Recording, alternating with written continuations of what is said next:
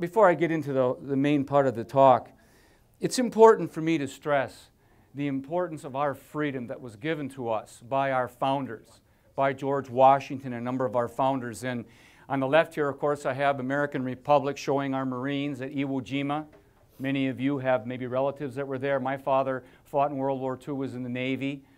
He told me stories as a kid, what it was like during that time period. It's maybe what instilled in my heart a love for this wonderful republic we have under God. And I have this classic picture of Norman Rockwell framed in my office, actually below a picture of my dad's best friend who was in the Battle of the Bulge.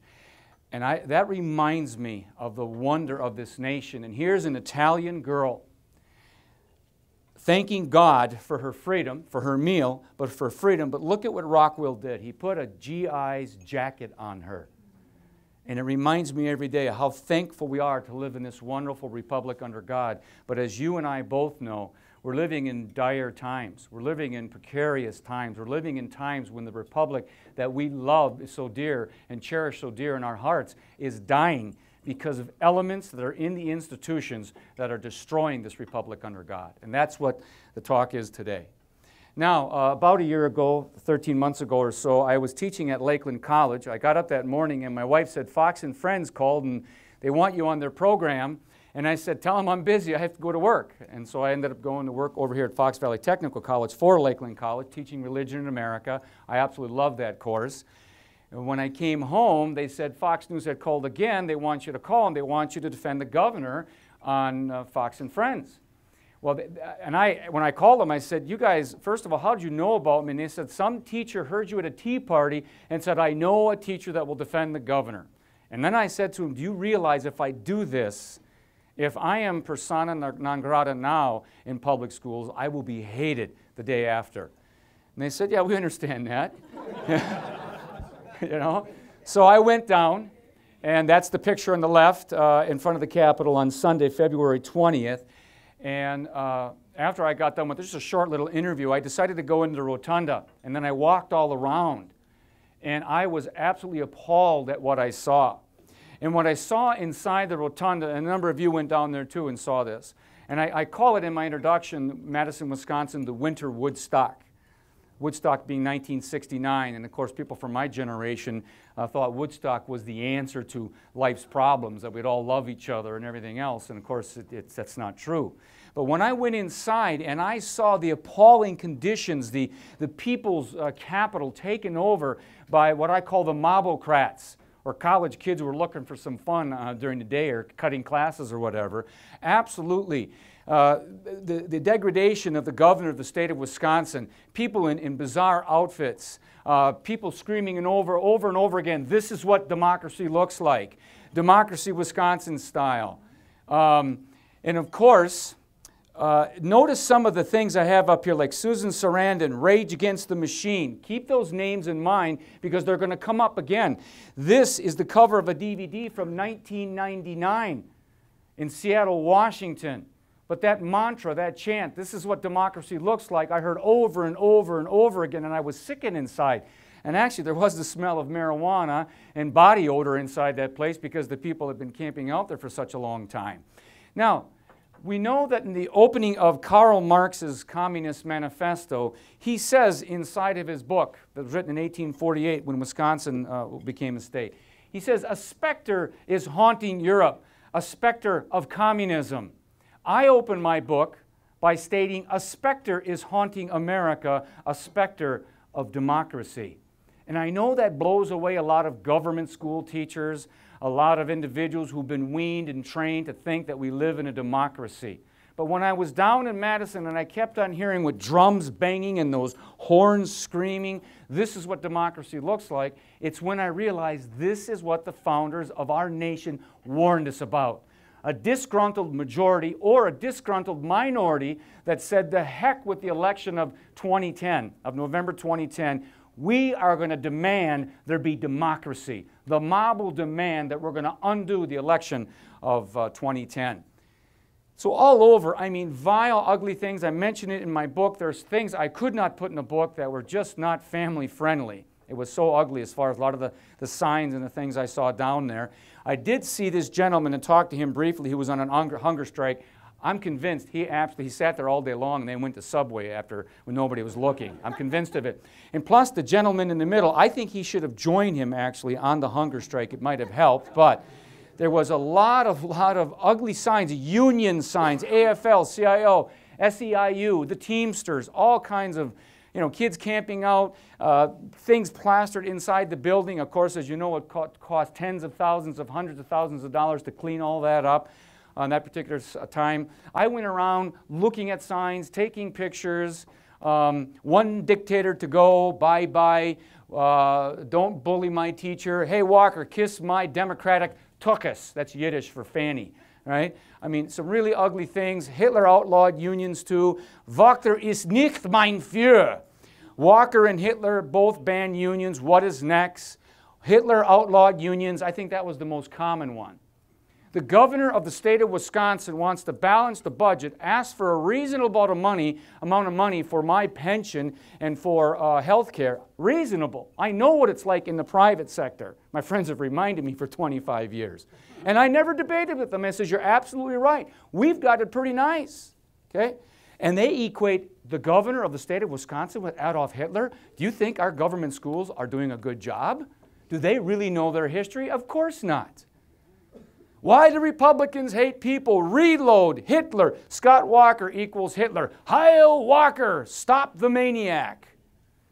One down to go. Midwest Mussolini. At least there's alliteration there. We can give him credit for that. Death to tyrants. Down with the dictator. Socialworkers.org. Democracy, Wisconsin style. There it is. Hail Walker. May 1933. Hitler abolishes union. Impeach Walker. And of course, you all know Michelle, if I'm not mistaken. She might have been here an occasion, right? Michelle's a wonderful representative of ours in the Assembly. You all know what happened when the bill was passed. When the Honorable Democrat Gordon Hintz called out, you are blanking dead, right? Of course, the Mobocrats trying to break into the Capitol building when the police finally were trying to get some order in there. And when I was down there and I saw the Teamsters and AFL-CIO and all the various union thugs, they were intimidating. I wasn't going to be intimidated at one point when I went up against the crowd and my wife was with me because I brought her down. She thought I was exaggerating. She knows I have a tendency to exaggerate. If I catch a fish that big, by the time I get home, it's that big. Jake, it can't be as bad as you're saying. I go, honey, it is. And we were on State Street, and a crowd was coming, screaming for the recall of the governor, et cetera, et cetera. And this is what democracy looks like. And I'm yelling out, free to choose, because I did not want to have the union coerce and force to take my money against my will for left-wing causes that I detest. Pro-death, pro-choice type of things. But when you see these unions, in fact, the guy did attack me. He came at me with his sign. And then he said that his boot was going to wind up in my derriere. And I says, well, that's a really good argument you got going there. You know, they don't know how to argue ideas. They have to argue with the fist. They have to be control freaks as fascists and socialists and communists and anarchists are. But when you see this kind of language that John Spiegelhoff from the AFSCME, who calls the great Senator Pam Galloway, she's a wonderful senator of ours, a pig. And he intimidates her with emails like, we're coming to get you. Or when you see Jimmy Hoffa, boy, with a name like Hoffa, you know there's something wrong, right? When you see Jimmy Hoffa, on Labor Day, when he introduces President Obama, before he gets in there, he says, here before you is your whole army, President Obama, and let's take out those SOBs. They mean business. They mean militant business. Do not underestimate the power of the unions in this nation. When I was down there, I collected all kinds of historical artifacts. I brought them back to the classroom. Did not make my colleagues very happy.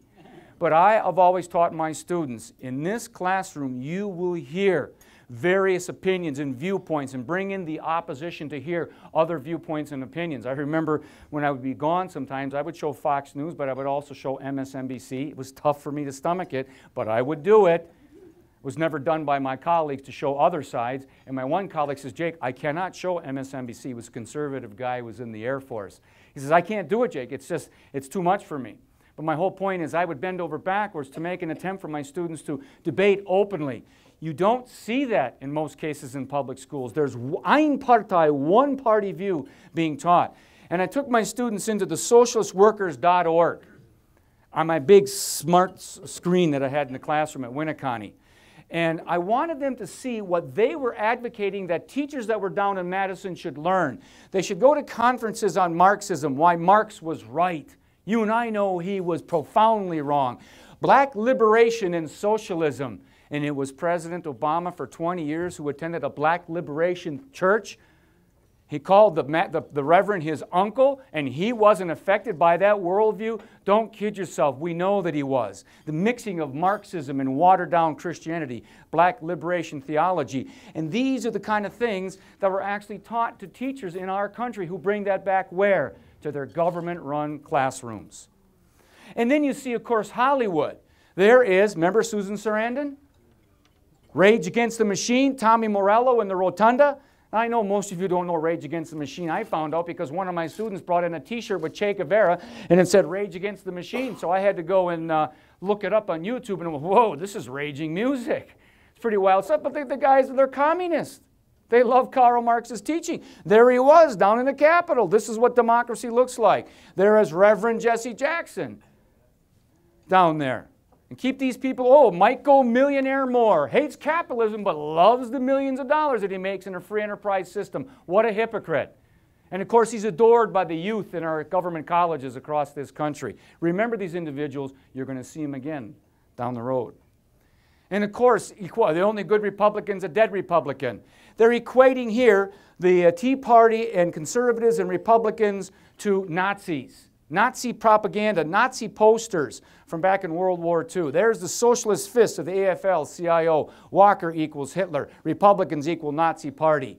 And there is Ed Eichert Schultz from MSNBC, who proudly said, I would vote 10 times over in the same election to get those Republican, I can't repeat what he said, out of office.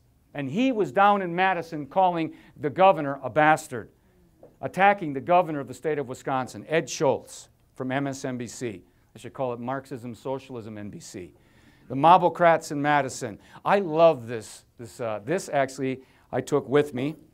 I have the newspaper because the day I was down there it was in the Sunday State Journal, so I laminated this as a historical artifact. And look what it says. We protest on Saturdays, too busy working Monday through Friday, paying for union greed. How true. Do you remember the Thursday and Friday before? Colleagues of mine from all around this area were calling in sick in caravans, and the reason I know it is when I was teaching on Saturday, one of my students was a student teacher telling me all about it from Roosevelt Junior High School and then Appleton East where my sister-in-law teaches. It was absolutely unbelievable that these teachers were calling in sick and then blatantly on camera letting the world know that they were blue sick. They were striking, in essence. They were illegally striking. And then for the head of the union, Mary Bell, telling students from around the state and teachers to call in sick. And of course, as you know, school districts around the state were shut down. At whose expense? At the taxpayers' expense. And of course, the ubiquitous, the ever-present socialist fist. I have framed in my office this Newsweek from 1969. There's the socialist fist. I hope you guys in the back can see it. I apologize for the lights here. Maybe it dims it. But that fist is that which just appalled me all throughout Madison. Everywhere you saw, the International Socialist Fist, Recall Walker, Students for a Democratic Society. And then I noticed one, this one in the top left-hand side. See where it says Uprising? This gentleman writes for the Nation magazine. This gentleman's book came out the same time mine did. I'm trying to get a debate with this guy. I would love to debate him. I'm reading his book right now, and I'm having a very hard time stomaching the lies that are in this book. He said that Walker barely got by in a very, very close election, and that probably is problematic because he probably stole the election. We've heard that mantra before. When the fact is it was 52.2% versus 46.5%. But since when have facts actually determined how the left actually argues in life? It's with the fist they argue. And it's not a coincidence that John Nichols is with Reverend Jackson, is with Bernie Sanders, the self-proclaimed socialist senator from Vermont, is with Ed Lie cheating Schultz on the right-hand side. His book, Uprising, Defending Socialism in America. And of course, there is whom? Can anybody recognize that from the AFL-CIO? Trumka. with his fist held high, demanding the recall of Governor Walker. And of course, Time magazine named whom the person of the year? The protester, with Wisconsin front and center. He equated what's happening around the world, what's happening with Wisconsin. Now, we all know the classic line by Benjamin Franklin at the end of the convention. What do we have, sir? What form of government do we have? And he said, a republic if we can keep it. And we also know, and most American high school kids and college kids don't realize this, but not once in the Constitution, not once is what word mentioned? Democracy, not once. And we know Article 4, Section 4 says that we're to have a republican form of government.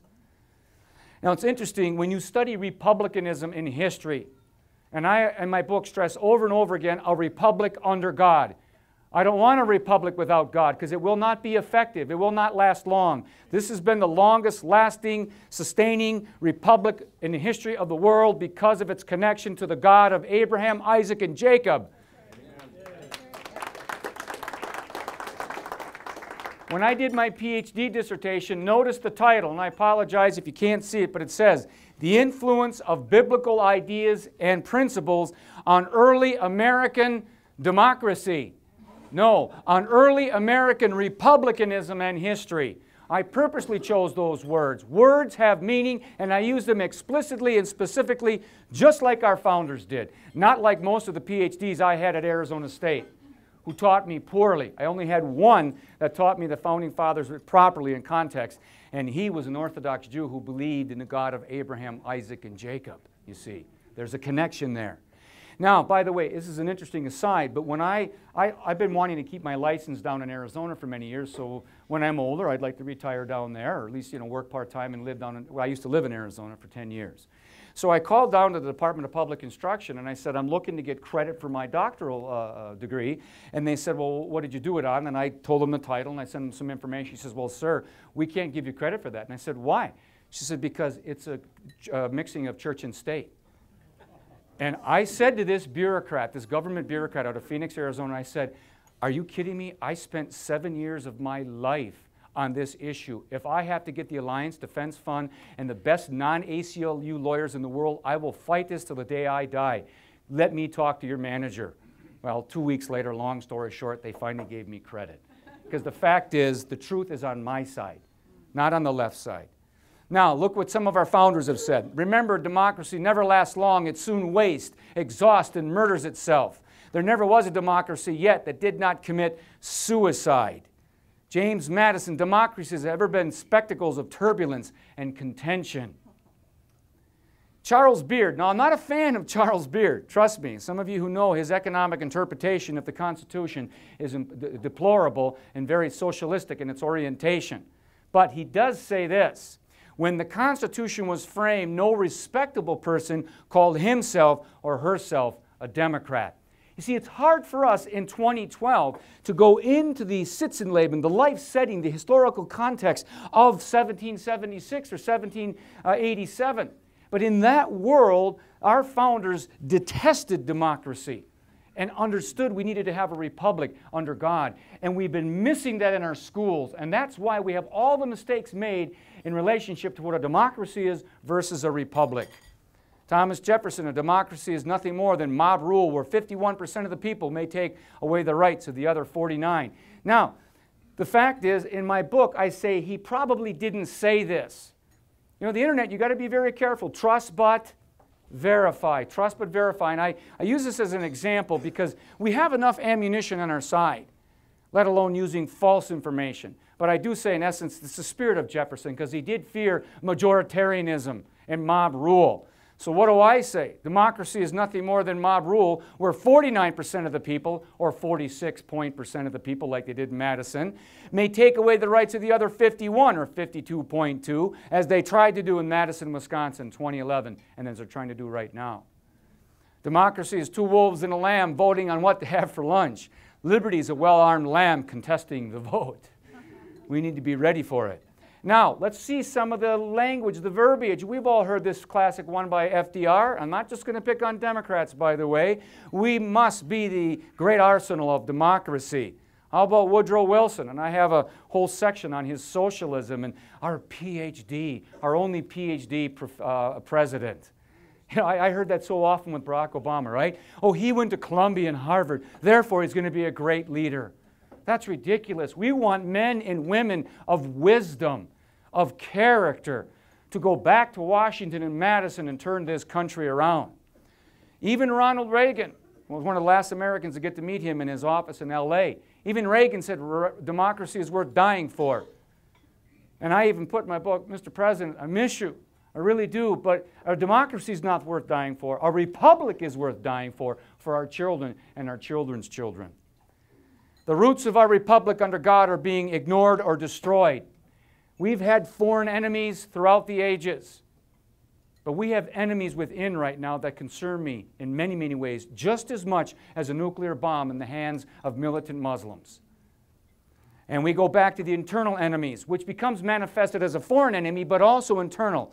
Karl Marx, where he said democracy is the road to socialism, where he talked about a dictatorship of the proletariat, a militant means to destroy the rich, the poor, the Tiny Tims of the world, destroying the Ebenezer Scrooges of the world.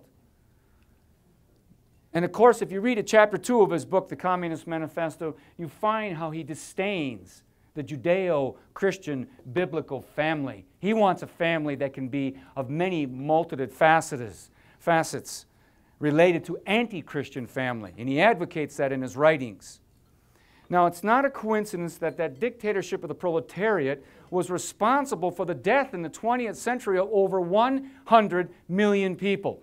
I despise National Socialism, i.e. Nazism, but I equally despise Soviet socialism, Cuban socialism, Chinese socialism, Romanian socialism, or socialism of any kind that deprives Americans or the citizens of the world of life, liberty, and the pursuit of happiness, of religion, speech, press, and assembly.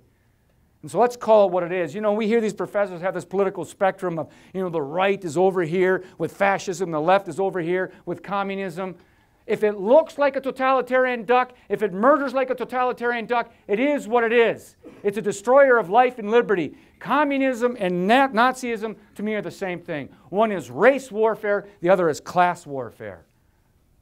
Now, how is it that in our culture we can now be all called socialist? I know none of us in here agree with this magazine, but how did we get to this point? We won the Cold War. The Soviet Union doesn't exist anymore. It goes back to the Fabians. There's 3 different veins I'm going to talk about. By the way, now I know where my publisher got the idea for my book. I think he stole it from Edward Peace. I didn't know about this till I did research on this.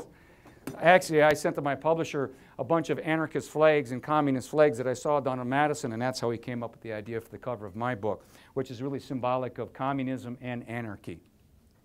But the Fabians were British intellectuals. British intellectuals who said that democracy, that dictatorship of the proletariat is not going to fly. It's not going to fly in England. They're too steeped in Judeo-Christianity. It's not going to fly over in America because they're too steeped in Judeo-Christianity. They trust in God. They get sworn in on the Bible. We have to get that out of the culture. And of course, one of their symbols is a turtle. And as we know, a turtle goes nice and slow. It's going to take us 100, 150, maybe 200 years, but we'll get there eventually. We'll get to our goal of communism. And of course, here's the famous Fabian stained glass window at the London School of Economics. I know many of you know about the London School of Economics, but here's the stained glass window, and there's a lot going on there. And I've broken it down for you. Now let's go back. On the right-hand side, you see the earth with the anvil, and they're reshaping the earth. And there's 2 gentlemen that are reshaping the earth, FS, Fabian Society, and their other symbol is a wolf in sheep's clothing. Very clever, huh? And the guy on the left is George Bernard Shaw. And the guy on the right is Sidney Webb, the founder of the London School of Economics. And these individuals were Fabian socialists. You know what they had in common? They hated the God of Abraham, Isaac, and Jacob. They hated the Judeo-Christian worldview. They recognized the dictatorship of the proletariat was too militant to fool us or to fool the British Victorian Christians. Look at Shaw. Shaw, you know, you can Google this and YouTube this. You can find Shaw saying that he hated America's Constitution. He despised our Constitution and our republic under God and our rule of law. He hated the English parliamentary system, which was steeped in the Judeo-Christian worldview. And he says, parliaments get nowhere. We need to have people like Hitler and Mussolini and Stalin because they get things done. This was one of the leaders of the Fabians. And of course the Fabians, as I mentioned, Sidney Webb and his wife were the founders of the London School of Economics. And as you know, John Maynard Keynes, one of the big spend, spend, spend, print, print, print, stimulus, stimulus, stimulus. Have you heard those words before? Barack Hussein Obama. Where do you think he gets these ideas? From the London School of Economics. They were joined together as a way to destroy free enterprise in England, in America, and around the world. Now back to that stained glass window. There's a lot going on there. Look at their apostles on their knees praying. While they reject the God of Abraham, Isaac, and Jacob, they're worshiping, and it says to make a new world order. And there's a whole bunch of their books, Fabian essays. There's one I want to point out. If you look closely, you can see it says industrial democracy. Industrial democracy. Remember that. Because the Fabians said you can't use terms like dictatorship of the proletariat or Marx. You can't use Marxism. Don't go around quoting the Communist Manifesto. You won't be able to fool them. The wolf in sheep's clothing has to change the language, pervert the language to fool the people. It's interesting, this book, The Little Band of Prophets, they had their own religious figures like Bertrand Russell was a Fabian. He wrote the classic book, Why I Am Not a Christian, right? Clement Attlee, who beat Winston Churchill after World War II, became the Prime Minister of England, brought the Fabian socialism into the economy. Why do you think Maggie Thatcher had to turn it around in 1979? The Fabians had control. British Labour had control of the economy over there. Now, let's connect it to America. These Fabians said, the world will not go our way if America survives. We've got to destroy America's republic under God. So a lot of the Fabians came to Harvard, came to Columbia, Madison, New York University, and they began to instruct instructors in the Fabian Marxist worldview. But they said, we've got to change the language. And eventually they came out with the Socialist Society, but they said, even that is too overt. We've got to be more covert. So they changed to the League for Industrial Democracy. Remember that from the Fabians, Industrial Democracy. And eventually that warps into Students for a Democratic Society. I didn't have to put the word in there because you know about that organization. And it's not a coincidence, Norman Thomas, who ran for president as a socialist, why I'm a socialist, supplied by the League for Industrial Democracy. I no longer need to run as a candidate for the president of the Socialist Party. The Democratic Party has adopted our platform. Now, the Students for a Democratic Society, SDS. You know, I remember in the 70s at Arizona State, the SDS students, they were trying to rebuild after they had gone really militant. But these individuals would always say, we have nothing to do with Marx. But the fact of the matter is the founders of SDS were devout Marxists. Tom Hayden was a devout Marxist. You can study the background of the Port Huron statement out of Michigan. They were passionate, but they were also clever. Thank you very much. They were clever Fabians who recognized we've got to use language like Students for Democracy, you know, social justice, economic justice, this type of thing. And it's interesting to note on the right-hand side, that gentleman there, does anybody recognize who that is? That is Jim Wallace, a spiritual advisor to President Obama. He was the president of Students for a Democratic Society at Michigan State University. And just a few weeks ago said that this nation was not founded upon as a Christian nation. That's a down outright lie. And he's very popular because, remember, it was to get into the culture. So when I was asked by a dear friend of mine about bringing Jim Wallace into a Christian fest a few years back, I am not making this up, but that night I couldn't sleep and I reread, you know, you're in pretty dire straits when you're rereading your old graduate school papers, and this one was called Liberation Theology, Theology Through the Spectacles of Karl Marx. I wrote this fall quarter 1985, and I open up quoting Jim Wallace in 1985. And this gentleman said, Jake, should I bring him in to the fest, the Christian fest? And I said, no way. This man is a wolf in sheep's clothing, and he's going to affect the minds of our young Christian kids. You shouldn't do it. He did it. And I bit my tongue as the Post-Crescent and the papers kept on eulogizing him and what a wonderful guy he was. And finally, in spite of our friendship, I wrote a letter to the editor, and did it hit the fan? It was ugly. And then people, how can you associate with Jake? Because the fact is, people need to recognize what these individuals are about. And Jim Wallace himself, an advisor to the president, they're of the same ilk. Now, another individual that needs to be mentioned is Antonio Gramsci. He has the classic line, "The long march through the institutions." He said Americans, the English, are not going to buy this dictatorship of the proletariat. We've got to get them in the churches. We got to get our journalists not to be objective and non-biased. We want to get them subjective and biased with left-wing socialistic ideology. Columbia School of Journalism is one of the most far left-wing organizations in this nation, and they're just like a factory cranking out journalists who are distorting the truth of life and history in America today. And of course, in our classrooms, it's all over our classrooms. Plus, the Frankfurt School. What was the Frankfurt School? Back in the 1920s, there was a group of Jewish atheist intellectuals, most of them Jewish. And in Frankfurt University, they started what they called the Institute of Marxism. But they remembered Gramsci's teaching and the Fabians' teaching. Wait a minute, that is too overt. We've got to be more covert. We've got to use clever language. So they changed it to the Institute for Social Research. And then it became known as the Frankfurt School. Well, eventually, as they grew in popularity and power, they recognized that in 1933 that Hitler meant business for the Jews. So they came to the most evil, egregious, capitalistic societies in the world, the United States of America, and they had more academic freedom than they ever had in Germany, and they came here and they flourished. They flourished in UW-Madison, University of Wisconsin-Michigan, University of Michigan, Harvard, Columbia, Berkeley. And they permeated those schools. They became the gurus in the 40s and 50s. And they even went to Hollywood. And they learned propaganda techniques in Hollywood. And I need to go into a little tangent here.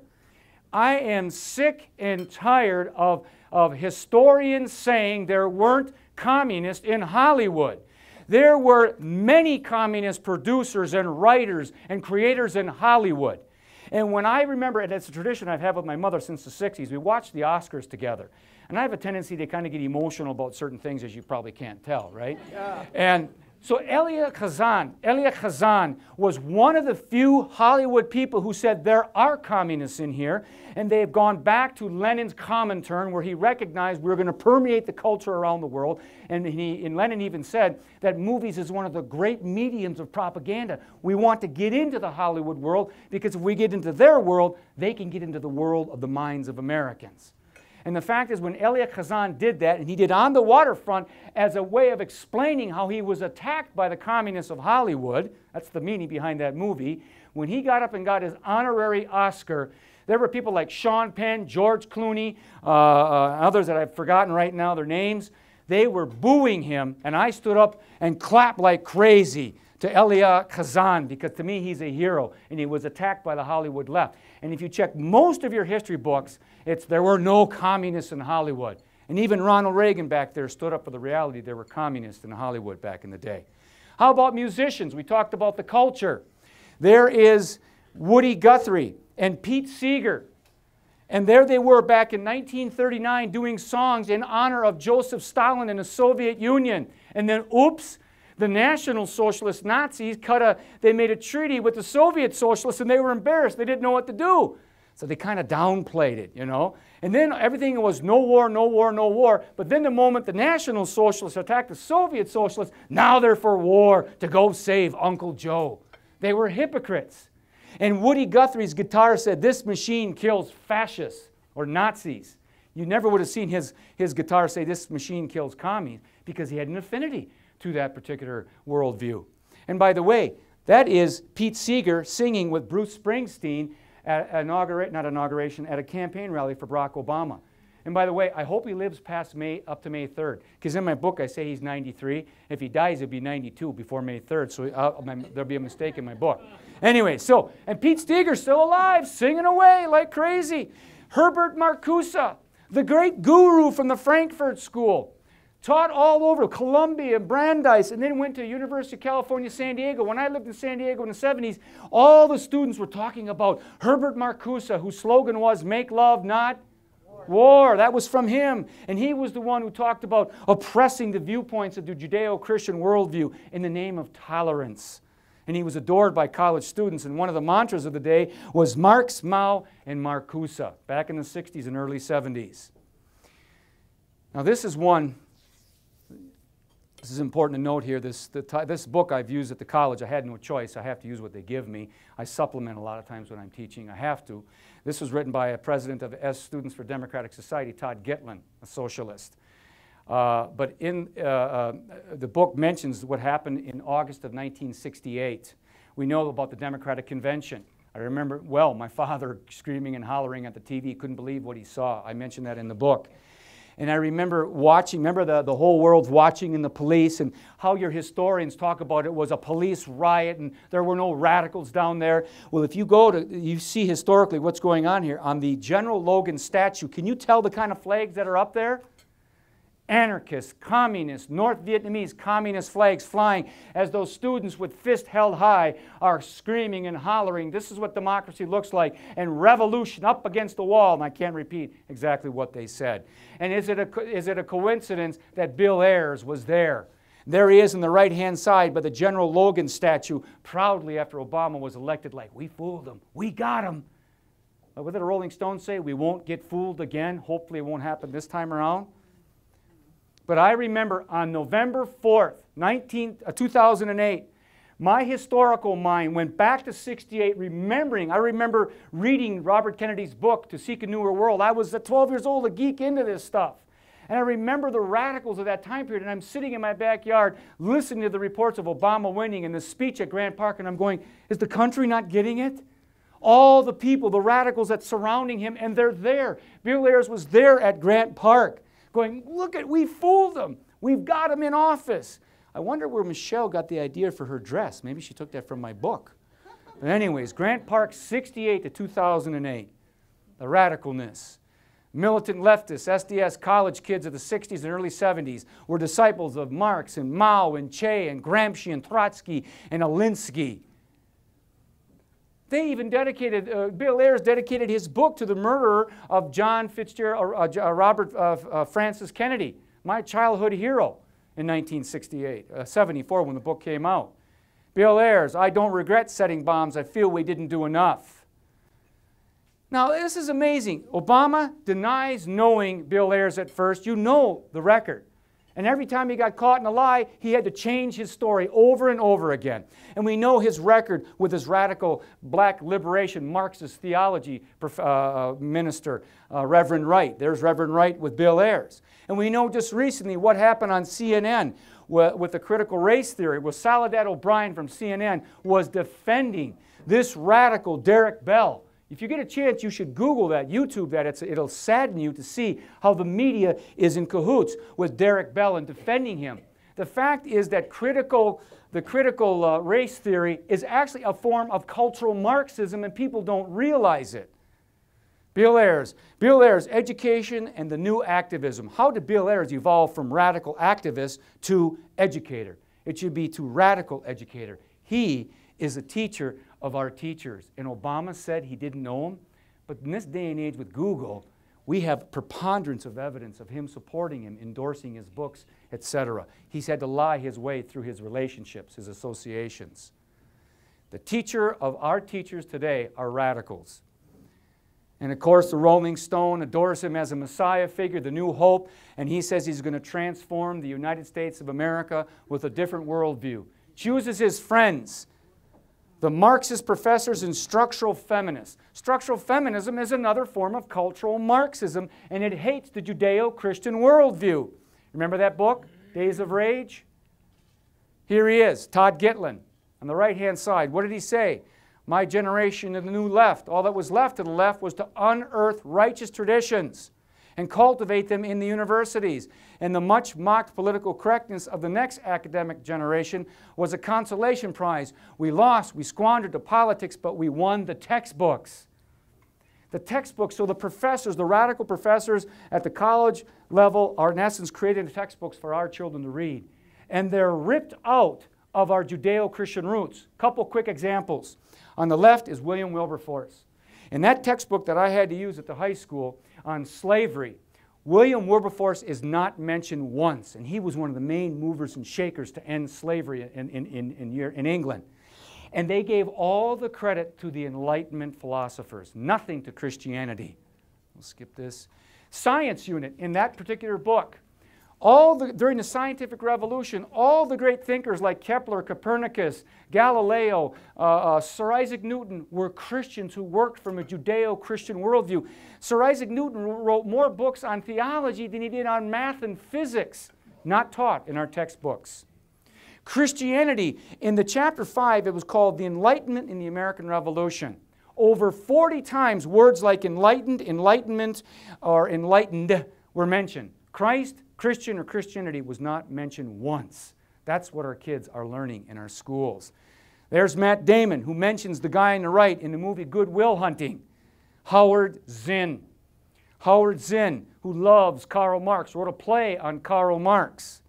Howard Zinn, whose #1 book in America, a history book, is The People's History of the United States. This is used in high schools and colleges, and it's a Marxist interpretation of American history.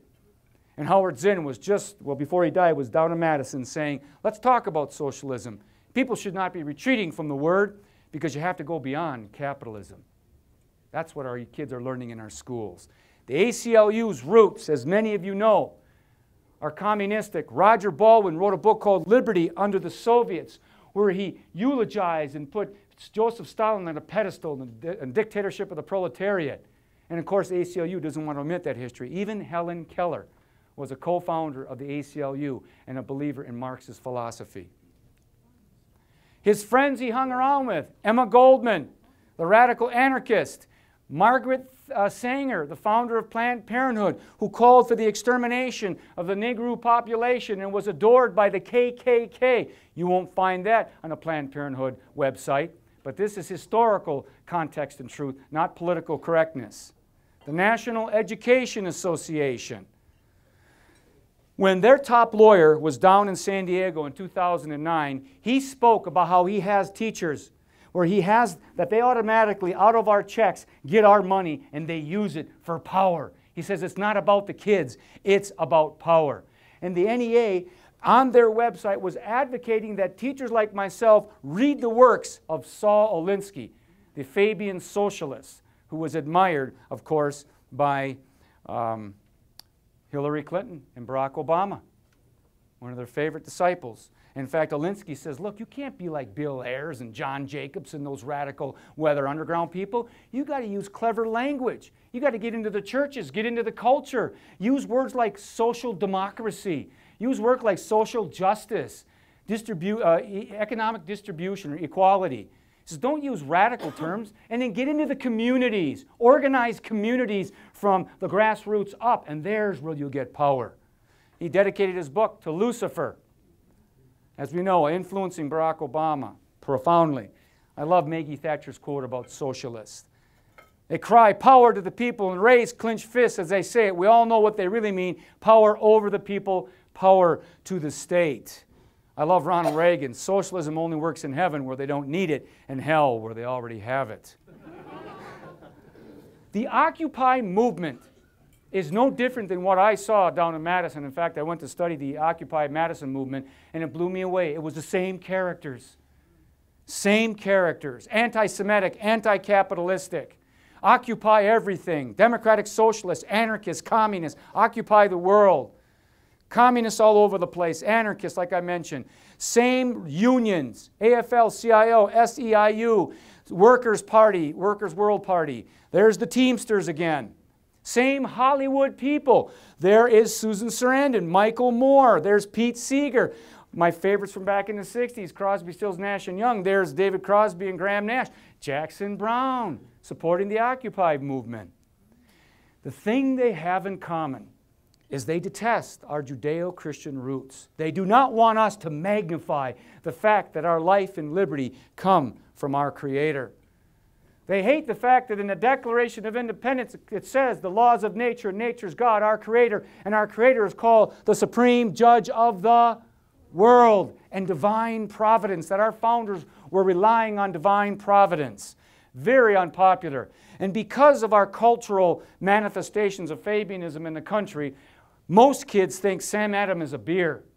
Samuel Adams was a passionate Christian who loved the Bible and Jesus Christ and said this in his pamphlet, The Rights of Colonists as Christians. They may be best understood by reading and carefully studying the institutes of the great lawgiver and the head of the Christian church, which are to be found clearly written and promulgated in the New Testament. The Bible was foundational to the founding of this nation, whether it be the Geneva Bible or the King James Bible. The Torah, the law of God, the teachings of God, above the House of Representatives, overlooking our lawmakers to remind us that our law should be reflected upon the law of the teachings of God Almighty.